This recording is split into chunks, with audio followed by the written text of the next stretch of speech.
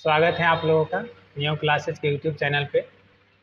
आज हम लोग एक नए सेशन का शुरुआत कर रहे हैं जिसमें हम लोग लेके आए हैं 12th बिहार बोर्ड इंटर का जो है ना वो हिस्ट्री का जो है सब्जेक्टिव क्वेश्चन आंसर जिसका सीरीज पहला है। तो उसमें हम लोग जो है ना हिस्ट्री का जो पहला चैप्टर है, ठीक है ना, प्राचीन इतिहास से, जिसका नाम है हड़प्पा सभ्यता। तो उसी का क्वेश्चन है, लेकिन ये क्वेश्चन कम, पूरा चैप्टर क्या है ज़्यादा है। अगर आप इस वीडियो को देख लेते हैं तो शायद आपको जो है ना बहुत सारा ऑब्जेक्टिव क्वेश्चन और बहुत सारा लघुतरीय क्वेश्चन जो है क्या है वो बन जाएगा। मतलब ऐसा कह सकते हैं कि एक वीडियो में सब्जेक्टिव का क्या है, ऑब्जेक्टिव का क्या है, लघुतरीय का क्या है, खल्लास। तो हमारा प्रश्न है हड़प्पा सभ्यता से आप क्या समझते हैं। तो अगर लघुतरीय में भी नॉर्मली क्वेश्चन पूछा जाता है कि हड़प्पा सभ्यता से आप क्या समझते हैं, फिर भैया इसके प्रमुख केंद्रों और उस केंद्र के बारे में विस्तार से क्या करें, प्रकाश डालें। तो आप अंदाज़ा लगा लीजिए सभ्यता के बारे में भी आपकी समझ बढ़ेगी, सभ्यता में जितने प्रमुख केंद्र थे उसके बारे में भी आपको जानकारी मिलेगी। तो आप इस प्रश्न देख करके ही अंदाज़ा लगा सकते हैं कि वीडियो आपके लिए कितना ज़्यादा महत्वपूर्ण होगा। आगे चलते हैं हम लोग। तो यहाँ प्रश्न है कि हड़प्पा सभ्यता से आप क्या समझते हैं और इस सभ्यता के प्रमुख केंद्र पर विस्तार से क्या है, प्रकाश डालें। तो पहले हम लोग समझते हैं कि हड़प्पा सभ्यता, जिसे हम लोग सिंधु घाटी सभ्यता भी क्या है कहा जाता है, यानी हम इसको दोनों नाम से जानते हैं, हड़प्पा सभ्यता के नाम से भी और सिंधु घाटी सभ्यता के नाम से। कुछ जगह हड़प्पा सभ्यता भी कुछ राइटर लिखते हैं, कुछ राइटर सिंधु घाटी सभ्यता भी लिखते हैं।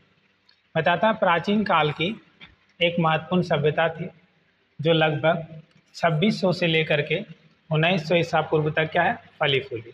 यानी हड़प्पा सभ्यता का जो टाइम पीरियड था वो टाइम पीरियड कितना था, 2600 से लेकर 1900 ईसा पूर्व। यह सभ्यता वर्तमान में पाकिस्तान, उत्तर पश्चिम भारत के क्षेत्रों में क्या है फैली थी और यह विश्व की सबसे पुरानी शहरी सभ्यता में से क्या है एक मानी जाती है। यानी अगर अभी आपसे एक ऑब्जेक्टिव क्वेश्चन यही पूछा जाए कि विश्व की सबसे प्राचीनतम जो है ना वो नगरीय सभ्यता या शहरी सभ्यता कौन है, तो वो क्या हो जाएगा आपका हड़प्पा सभ्यता। एक क्वेश्चन तो ये हो गया ऑब्जेक्टिव का।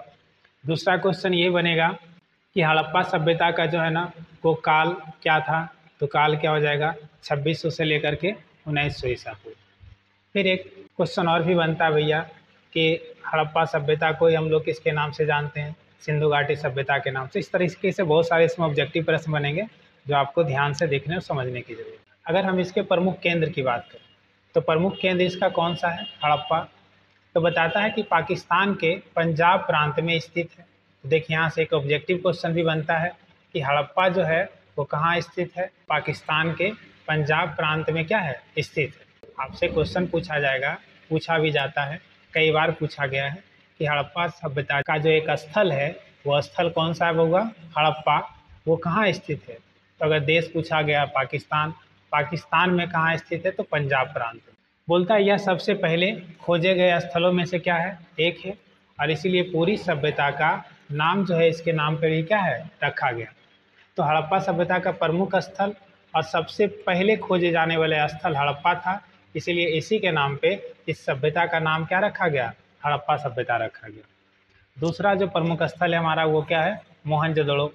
तो बताता है ये सिंध प्रांत में स्थित है। तो फिर यहाँ भी एक ऑब्जेक्टिव क्वेश्चन बन गया भैया, मोहनजोदड़ो कहाँ स्थित है, तो सिंध में स्थित है।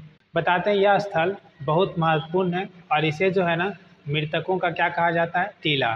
तो एक क्वेश्चन यहाँ से भी ऑब्जेक्टिव बनता है भैया कि मृतकों के टीला के नाम से किसको जाना जाता है, तो मोहनजोदड़ो को जाना जाता है। बोलता है यहाँ की नगर योजना और जल निकासी प्रणाली अत्यंत ही क्या थे, विकसित थे। यानी बोलते हैं ये जो प्रमुख स्थल था हड़प्पा का मोहनजोदड़ो, यहाँ का जो है ना आपका जल निकासी ये प्रणाली जो थी यानी व्यवस्था जो था वो बहुत ही क्या था, अच्छा था, जिसका चर्चा पूरे हड़प्पा सभ्यता में या वर्तमान में भी लोग उसका करते हैं। इसके बाद अगला जो हमारा प्रमुख स्थल है वो कौन है बउआ, धोलावीरा। बोलते हैं ये गुजरात के कच्छ जिले में क्या है स्थित है। तो आपका एक ऑब्जेक्टिव प्रश्न यहाँ से ही बन गया कि धोलावीरा कहाँ स्थित है, तो गुजरात में। गुजरात में कहाँ भैया, तो कच्छ जिले में। बोलते हैं यह एक महत्वपूर्ण स्थल है जहाँ अद्वितीय जल संचयन प्रणाली भी क्या है पाई गई। बताता भैया यहाँ का भी जल निकासी का जो व्यवस्था था वो पूरे तरीके से बहुत ही क्या था, बेहतर था। अगला जो हमारा प्रमुख स्थल है होगा वो क्या है, कालीबंगा। बोलते हैं राजस्थान के हनुमानगढ़ जिले में क्या है, स्थित है। फिर आपका एक ऑब्जेक्टिव क्वेश्चन बना कि कालीबंगा कहाँ स्थित है, राजस्थान में। सबसे ज़्यादा बार क्वेश्चन पूछा गया ये, और लगभग हर कॉम्पिटिटिव एग्जाम में क्वेश्चन पूछा जाता है कि कालीबंगा कहाँ स्थित है, राजस्थान में। अगर राजस्थान के कहाँ होगा भैया, तो हनुमानगढ़ जिले में। लेकिन आपके बोर्ड एग्जाम में सबसे ज़्यादा यही पूछा जाता है कि कालीबंगा कहाँ स्थित है, तो राजस्थान में। बोलते हैं यहाँ भी अच्छी नगर योजना और खेती का क्या मिला, प्रमाण मिला। यानी कालीबंगा और प्रमुख था, किसके लिए प्रसिद्ध था भैया, खेती के लिए। अगला हमारा प्रमुख स्थल है वो क्या है, राखीगढ़ी। ठीक है ना। तो फिर देखिए यहाँ एक क्वेश्चन बनता है कि राखीगढ़ी कहाँ स्थित है भैया, हरियाणा में। तो यह अब तक का सबसे बड़ा हड़प्पा स्थल क्या है माना जाता है। फिर यहाँ एक दूसरा ऑब्जेक्टिव क्वेश्चन बन गया कि हड़प्पा का सबसे बड़ा स्थल कौन है भैया, राखीगढ़ी, यानी जिसका क्षेत्र ज़्यादा व्यापक रूप से फैला हुआ है, राखीगढ़ी। और राखीगढ़ी कहाँ स्थित है भैया, हरियाणा में। ये भी क्वेश्चन बहुत बार पूछा गया आपके बोर्ड एग्जाम में। अगला हमारा प्रमुख स्थल है वो कौन है होगा, लोथल। लोथल कहाँ स्थित है, गुजरात में। ये भी आपका ऑब्जेक्टिव प्रश्न है। जो भी ऑब्जेक्टिव है उसको आप अलग से क्या कर लीजिएगा, नोट कर लीजिएगा। बोलते हैं यह एक महत्वपूर्ण बंदरगाह नगर था और यहाँ से जो है ना समुद्री व्यापार मार्ग का क्या है, प्रमाण मिला था। ठीक है ना होगा। तो लोथल किसके लिए और प्रसिद्ध था, तो बंदरगाह के लिए। और यहाँ पे जो है ना किसका साक्ष्य मिला होगा, तो व्यापार का प्रमाण मिला, क्योंकि समुद्र के रास्ते लोग जो है ना वस्तु को एक देश से दूसरे देश क्या ले जाया करते थे। अगर हम बात करें हड़प्पा सभ्यता का क्षेत्र कहाँ से कहाँ तक फैला हुआ है, तो हड़प्पा सभ्यता का विस्तार होगा पश्चिम में बलूचिस्तान पाकिस्तान से लेकर के, पूरब में उत्तर प्रदेश भारत, और उत्तर में जो है जम्मू कश्मीर, और दक्षिण में जो है महाराष्ट्र तक क्या है फैला हुआ है। यानी अगर नॉर्मली आप सराउंडिंग ऐसे बना लीजिए एक गोल जैसा नक्शा, तो बता रहा भैया कि इधर जो है मान लीजिए सेंटर पॉइंट है, तो इधर जो है ना हड़प्पा आपका कहाँ तक है भैया, तो बलूचिस्तान पाकिस्तान तक। अगर पूरब में आ जाइए भैया, तो इसके अनुसार भैया यहाँ पूरब मान लीजिए कि उत्तर प्रदेश है, ये भारत का है भैया, ये आपका बलूचिस्तान और पाकिस्तान का सेंटर हो गया। फिर अगर मान लीजिए आप दक्षिण की तरफ आ जाते हैं, थोड़ा इधर और थोड़ा इधर, ठीक है ना, यानी दक्षिण पश्चिम भैया, इधर आपका क्या है भैया, महाराष्ट्र है। आप उत्तर की तरफ चल जाते हैं तो इधर आपका क्या है, जम्मू और कश्मीर है। तो ये पूरा व्यापक रूप से जो है ना वो किसका क्षेत्र था होगा, हड़प्पा सभ्यता का। बोलते हैं इसका क्षेत्रफल लगभग 1.2 मिलियन वर्ग किलोमीटर का था, जो इसे अपने समय का सबसे बड़ा क्या है, सभ्यता बनाता है। यानी बोलते हैं इसका क्षेत्रफल इतना बड़ा था कि इसके समय में यानी हड़प्पा के समय में इससे बड़ा कोई क्षेत्रफल वाला सभ्यता नहीं था। आगे हम लोग चर्चा करते हैं हड़प्पा सभ्यता की क्या है, विशेषताएं पर। तो विशेषता की बात करें बउआ, तो हड़प्पा सभ्यता जो है ना वो प्रसिद्ध था बउआ, वो नगरीकरण के कारण, या शहरीकरण भी बोल सकते हैं। ये दोनों शब्द आपको मिलेगा, नगरीकरण भी और शहरीकरण भी। बोलते हैं नगर योजना, जिसमें सड़क को ग्रिड पैटर्न और घरों के निर्माण में ईंटों का क्या है उपयोग, और उन्नत जल निकासी प्रणाली क्या है शामिल था। यानी आप अंदाज़ा लगा लीजिए कुछ समय हड़प्पा सभ्यता के शहर को इतना अच्छा से बनाया गया था कि उसके मकान बनाने में ईंटे का उपयोग किया गया था। सड़क, हर एक सड़क दूसरे को अपने समकोण पे काटती थी। उसके बाद भैया वहाँ पानी निकासी का प्रॉपर व्यवस्था था।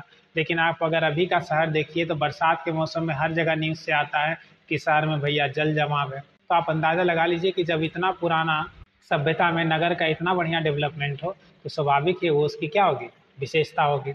फिर अगला विशेषता क्या है, तो आपका कृषि को लेकर के। और कृषि होती थी बउआ तो वहाँ का मुख्य फसल क्या था, आपसे पूछा जाता है। ठीक है ना, कि हड़प्पा सभ्यता में कौन कौन से फसल की खेती होती थी, तो गेहूँ हो जाएगा, जौ हो जाएगा, मटर हो जाएगा, तिल हो जाएगा, कपास हो जाएगा।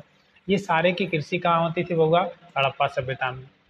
और बात करें कि किसकी क्या विशेषता थी हड़प्पा सभ्यता की, तो व्यापार के कारण जो फेमस था। बोलते हैं आंतरिक और बाहरी व्यापार बहुत ही महत्वपूर्ण था, जिसमें भैया मेसोपोटामिया, जिसको आधुनिक इराक, साथ ही समुद्री व्यापार भी क्या था, शामिल था। यानी भैया हड़प्पा सभ्यता का बहुत सारा वस्तु जो है वो मेसोपोटामिया में मिला, और मेसोपोटामिया का बहुत सारा वस्तु जो कहाँ मिला, हड़प्पा सभ्यता में। तो इससे ये पता चलता होगा कि जो हड़प्पा सभ्यता का वहाँ से क्या था, व्यापारिक संबंध था। क्योंकि ऐसा कहा जाता है कि हड़प्पा सभ्यता और मेसोपोटामिया समकालीन सभ्यता थी। समकालीन सभ्यता का मतलब था एक सभ्यता का उत्थान हो रहा था और दूसरा सभ्यता का क्या हो रहा था, पतन। अगली विशेषता की बात करें तो हड़प्पा सभ्यता की जो विशेषता है वो लिपि है। यहाँ के लिपि की सबसे खास बात यह है कि अभी तक लोग इसको जो है ना समझ नहीं पाए, यानी कोई भी इसे जो है पढ़ नहीं पाया। तो हड़प्पा सभ्यता की लिपि अभी तक पढ़ी नहीं गई है। तो ये हड़प्पा सभ्यता की क्या है विशेषता। एक और विशेषता इनका है धार्मिक और सामाजिक जीवन का। बोलते हैं यहाँ मोहरे, मूर्तियों और अन्य पुरावशेषों से धार्मिक और सामाजिक जीवन की क्या है झलक मिलती है। बोलता है भैया हम तो यहाँ के लिपि को पढ़ पाए नहीं, तो भैया हम कैसे वहाँ के धार्मिक और सामाजिक जीवन को समझेंगे। तो बोलता भैया हम धार्मिक और सामाजिक जीवन को समझने के लिए मोहरे का उपयोग किए, मूर्तियों का उपयोग किए, पुरावशेष का उपयोग किए, और इससे हम लोग जानने का कोशिश किए कि हड़प्पा सभ्यता का सामाजिक जीवन कैसा था। हालांकि इनकी पूरी तरह से अर्थ समझना अभी क्या है बाकी है। सब वस्तु का उपयोग हम लोग अभी समझ पाए नहीं है कि कौन सा पूरा वस्तु जो है वो क्या बता रहा है। आगे आइए।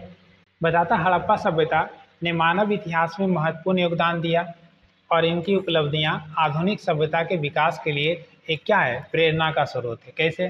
तो भैया जब प्राचीन सभ्यता है हड़प्पा तो इतना बेहतर है, तो वर्तमान समय में ऐसी सभ्यता का निर्माण क्यों नहीं किया जा सकता। स्वाभाविक है कि हमारे लिए प्रेरणा का स्रोत है। उम्मीद करते हैं कि आपको ये वीडियो अच्छा लगा है, तो आप अपने दोस्तों के पास क्या करें शेयर करें। धन्यवाद।